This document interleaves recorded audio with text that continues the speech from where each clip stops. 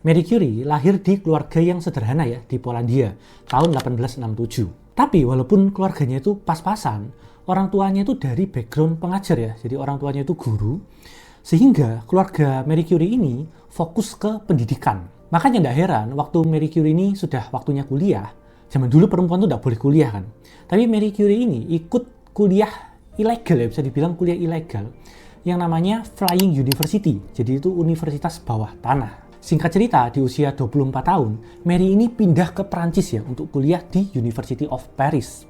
Dan di sana dia tuh ngekos di tempat yang sempit banget, yang nggak nyaman ya, apalagi ketika musim dingin. Sudah gitu, dia tuh kegiatannya sibuk banget kan. Jadi waktu siang dia tuh kan kuliah, tapi waktu malam dia tuh masih harus mengajar untuk memenuhi kebutuhan hidupnya. Dari beberapa catatan tuh juga menuliskan kalau Marie ini sampai sering lupa makan ya. Nah, di kondisi ekonomi yang sulit kayak gitu ya, Marie ini nggak ada dana kan untuk penelitian. Dan waktu itu juga nggak ada satupun laboratorium yang mau mendanai penelitiannya Marie ini. Kemungkinan ya gara-gara Marie ini seorang perempuan. Nah, untungnya waktu itu ada ilmuwan yang namanya Pierre Curie, di mana Pierre ini mau nih untuk share laboratoriumnya untuk Marie. Cuma ini yang unik ya dari Marie ini ya. Di awal-awal Marie itu sempat nolak loh penawaran dari Pierre ini. Bukan karena sungkan, tapi kalian tahu gara-gara apa?